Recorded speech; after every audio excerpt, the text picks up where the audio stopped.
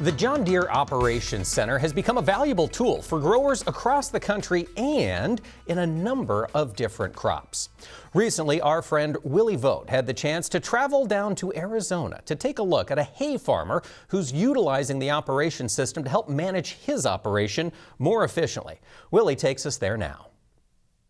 This time out for Tech at Work, we traveled to West Maricopa County, Arizona, to the William Perry operation, where he talked about managing precision agriculture for a crop we don't always associate with that kind of data, alfalfa, and he discusses how that works for his operation. I've specifically been using OpsCenter for alfalfa for probably the last 8 to 10 years, mostly just as location, fuel usage, but in the last couple of years, along with our precision ag team, we've started to really hone in on exactly what our costs are per acre. Using OpsCenter on fuel burn, DEF, we're able to use even bring in depreciation and service costs because most of our service goes to our John Deere dealership.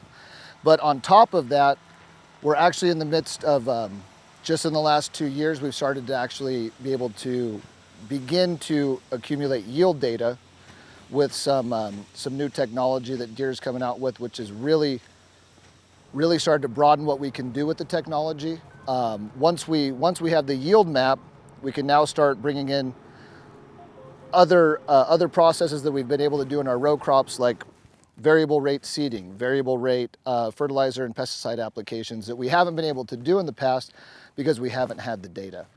Curtis Pollock works with Stoats Equipment in the precision ag area, and he works closely with William Perry. He explains how yield management and yield monitoring in alfalfa put more money in the pockets of the farmers he works with.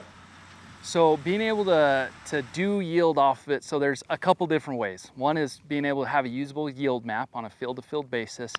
And the nice thing about alfalfa is they're getting, roughly 8 to 12 cuttings a year, so we can actually do in-season application and actually make a difference instead of doing it season by season. We kind of have little micro seasons based off the cuttings. The other way we do it is Bill Perry gets a report daily for the amount of bales that he produced the day before. So we have technology on the balers that it sends that file to the operations center. We're able to pull a file off of that and send it in a report to say, hey, you did 120 bales in field A, you're able to do 200 bales in field B and 47 bales in field C for such and such date. He gets that daily, and that's another way to know your yield is roughly off your bale count, because most of the customers, the growers in Western Arizona, they go based off of tonnage and bales. And so yield is good to be able to make in-season decisions, but at the end of the day, you want to know how many bales you've produced, how many tons you've produced. Capturing more information about different crops in agriculture is becoming more important. William Perry has found that knowing exactly what he's making for every bale is paying off for his business. Reporting for This Week in Agribusiness, I'm Willie Vogt. Thank you, Willie. And folks, Willie will have another update for us on that Tech at Work segment. He'll head to yet another geography to see how farmers are utilizing the Operations Center. Thank you so much for tuning in this week. If harvest is underway in your neck of the woods next week, folks, be safe. We wish you the best of luck, and we hope you'll join us next weekend right here for more This Week in Agribusiness. This Week in Agribusiness is brought to you by Case IH.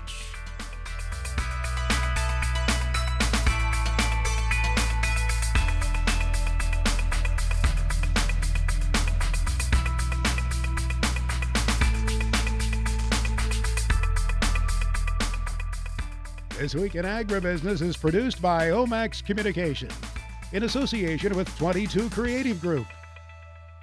We invite you to visit us online at agbizweek.com.